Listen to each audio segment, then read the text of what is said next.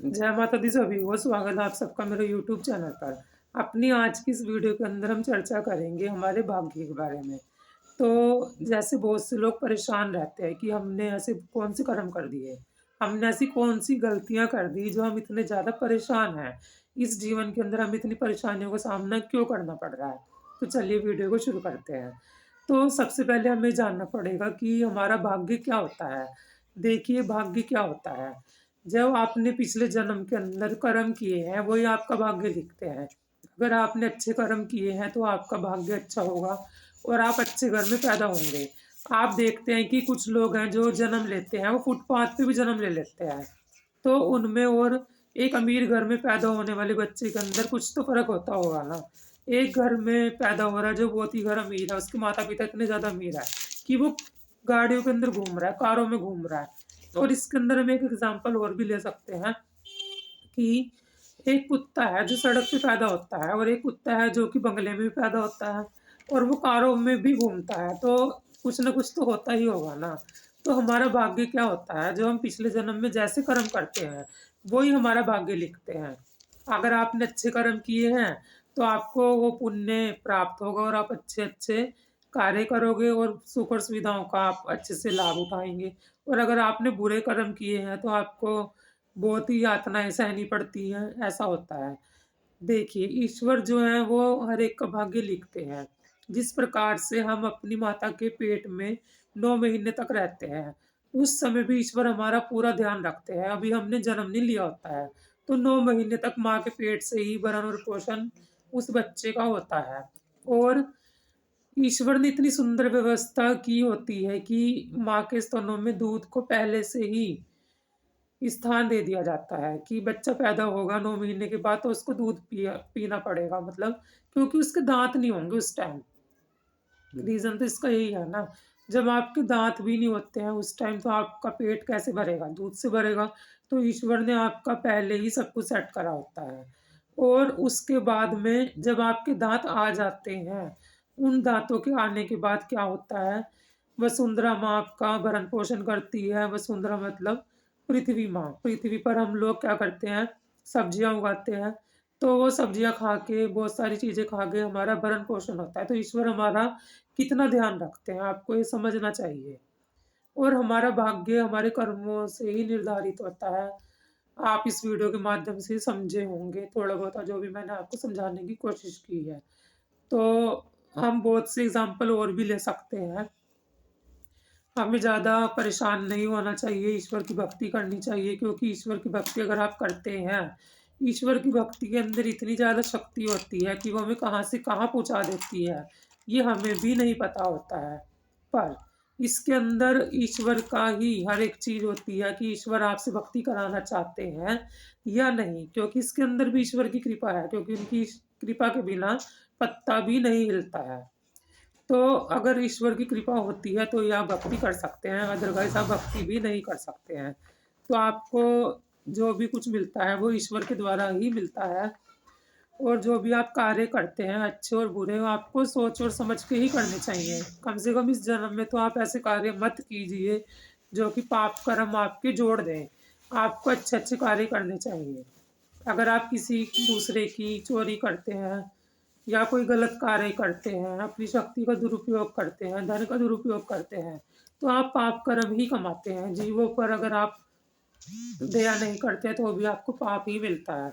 तो इस जन्म के अंदर तो आपको कम से कम पुण्य कर लेने चाहिए, दूसरों का पैसा नहीं हड़पना चाहिए, बुरे तरीके से धन को नहीं कमाना चाहिए। बहुत से लोग इस दुनिया के अंदर परेशान रहते हैं कि हमारे घर में पैसे नहीं आते हैं। देखिए, लक्ष्मी माता जो होती है बहुत ही चंचला होती है। तो लक्ष्मी माता किन घरों में रहती है, आप सबको ये पता होना चाहिए।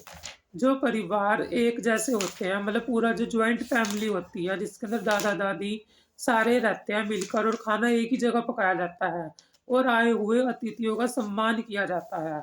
और कोई भी अतिथि अगर घर पे आ जाता है उसको आदर पूर्वक आपको बिठाना होता है, उसको खाना खिलाना होता है, मतलब उसका सम्मान पूरा करना होता है। तो ही आपके घर में लक्ष्मी माता की कृपा बनी रहती है। अगर आप ऐसा नहीं करते हैं तो लक्ष्मी माता की कृपा आप पर कभी हो ही नहीं सकती है। जो भी आपको पैसे प्राप्त होते हैं तो वो आपको अच्छे कार्यों में ही लगाने चाहिए। आजकल बहुत से लोग परेशान हैं कि कहीं न कहीं से उनको पैसे मिल जाएँ। पैसे उन्हें कहाँ से मिलेंगे? क्योंकि उनके भाग्य में है ही नहीं। क्योंकि उन्होंने पिछले जन्म में ऐसे-ऐसे कर्म किए हैं, जिनका उनको अब देखना पड़ता है, इस जन्म के अंदर। तो हमारा जो मनुष्य का जीवन होता है, वे किस लिए मिला है? मेनली आपको ही पता होना चाहिए। जो हमारा मनुष्य का जीवन है, देखिए हमारे माता-पिता हैं, वो हमें जन्म देते हैं। जब वो हमें जन्म देते हैं, हम बड़े हो जाते हैं, उसके बाद फिर क्या होता है, हमारा बहुत प्यार रहता है उनके साथ। फिर हमारी शादी हो जाती है, तो वो दादा-दादी बन जाते हैं, पोता-पोती हो जाते हैं, तो प्यार कम होना शुरू हो जाता है। तो एक टाइम ऐसा आता है कि वो स्वर्ग को प्यारे हो जाते हैं, यानी कि उनका स्वर्गवास भी हो जाता है। तो इस चीज़ से हम क्या सीख सकते हैं कि हम दुनिया के अंदर आए तो हैं, पर हम किस लिए आए हैं? हमें एक समय मिला है, एक निर्धारित समय मिला है। 60 साल की उम्र भी हो सकती है, 40 की भी हो सकती है, कुछ लोग तो 20 साल की उम्र में भी मर जाते हैं। तो हमें जितना भी ज़्यादा हो सकता है, उतना ही आत्म कल्याण कर लेना चाहिए, ईश्वर की भक्ति के द्वारा। जो भी आपको मनुष्य का जीवन मिला है, कम समय के अंदर अपना आत्म कल्याण कर लेना चाहिए। क्योंकि ईश्वर ने आपको बेसिकली जन्म दिया ही इसीलिए है कि आप उनके शरण में जा सकें, आपको मोक्ष प्राप्त हो सके। और अगर आप ऐसा नहीं करते हैं, गलत कार्य करते हैं, इधर-उधर फालतू के काम करते हैं, चुगली करते हैं, निंदा करते हैं और गलत-गलत कार्यों में अगर आप लगे रहते हैं, तो आपके इस जीवन का कोई भी फ़ायदा नहीं होता है। फिर आपको फिर दोबारा से जन्म लेना पड़ता है। और ये देखो कि कुत्ता है, बिल्ली है, सूअर है, गधा है, चिड़िया है, कितनी सारी योनियाँ हैं। ये योनियाँ ऐसी थोड़ा ना बना दी गई हैं। किस योनि में आप पैदा होंगे, ये ईश्वर ही डिसाइड करते हैं। जो एक इंसान अगर अपने जीवन के अंदर पूरी आयु के अंदर कोई दान कर्म नहीं करता है, जिस प्रकार से उसका ध्यान मरते वक़्त रहता है, जिस चीज़ में रहता है, मान लो एक कुत्ता पालने का शौक था किसी इंसान को, तो अगर उसका अंतिम समय आ रहा है ना, तो अगर वो कुत्ते के बारे में ही सोचता रह गया, तो वो अगले जन्म में कुत्ता ही बनता है। और अगर किसी का बिल्ली में ध्यान रहेगा तो वो बिल्ली ही बनेगा।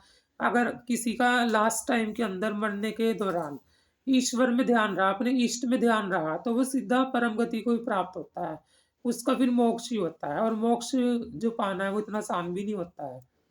तो ईश्वर की भक्ति हमारे लिए बहुत ज़्यादा ज़रूरी होती है क्योंकि उनकी मर्ज़ी के बिना ना कोई भी चीज़ हो नहीं सकती। लोग कहते हैं ना कि हमने ये कर दिया, हमने वो कर दिया। भाई हम लोग कुछ भी नहीं है करने वाले। अगर मैं आज इस वीडियो को भी बना रहा हूँ ना, तो मैं जो बोल रहा हूँ तो ये भी एक शक्ति है, जो अदृश्य शक्ति है, जिसको हम नहीं देख सकते। हम अदृश्य शक्ति को नहीं देख सकते पर वो अदृश्य शक्ति सबको देखती है, वो हर एक प्राणी के अंदर विराजमान होती है। अगर मुझे बोलने की शक्ति भी मिले तो भी वो माँ भगवती की कृपा से ही मिली है। अगर मैं वीडियो भी बना रहा हूँ तो भी वो माँ भगवती की कृपा से ही बन रही है। तो अगर मुझे इतनी बातें बतानी है जैसे आप इस वीडियो के अंदर, तो वो भी माँ भगवती की ही कृपा है। क्योंकि माँ भगवती जो होती हैं वो बुद्धि रूप में स्थित होती है, जो हमसे बुलवाती हैं जीवा रूप में हमारी माँ, हमारी जीवा पे रहती हैं। जो बोलना होता है कंठ के अंदर रहती हैं, शरीर के अंदर रहती हैं, तो शक्ति के बिना तो इस दुनिया के अंदर पत्ता भी नहीं हिल सकता। सब कुछ शक्ति के ऊपर ही निर्धारित करता है और जो मनुष्य ऐसे हैं जिनके ऊपर माँ भगवती की कृपा होती है, तो वो दूसरों को आश्रय देने वाले बन जाते हैं और जिसके पास में माँ भगवती की कृपा नहीं होती है, तो उनके कोई भी कार्य नहीं होते क्योंकि शक्तिहीन मनुष्य के इस दुनिया के अंदर कोई भी कार्य हो ही नहीं सकते। तो आशा करता हूँ कि आप लोगों को मेरी वीडियो को बनाने का पर्पस क्लियर हुआ होगा और आप लोग अच्छे से समझे होंगे कि हमें दुखी नहीं होना चाहिए। जो हमारा पिछला जन्म था, देखो हमने नहीं देखा कि हमने क्या कर्म किया है, पर इस जन्म के अंदर तो कम से कम आप अच्छे कार्य कीजिए ना। तो किसी को दुखी मत कीजिए, जितना ज़्यादा हो सके उतना ज़्यादा अच्छे कार्य कीजिए और ईश्वर की भक्ति कीजिए। फिर आप अच्छी परम गति को प्राप्त होंगे। आशा करता हूँ दी गई जानकारी अच्छी लगी होगी। वीडियो अच्छी लगी हो तो इसको शेयर कीजिए। अगर चैनल पर न्यू है तो सब्सक्राइब कीजिए और ऐसी-ऐसी वीडियो को पाने के लिए मेरे चैनल को सब्सक्राइब कीजिए। धन्यवाद। जय माई की।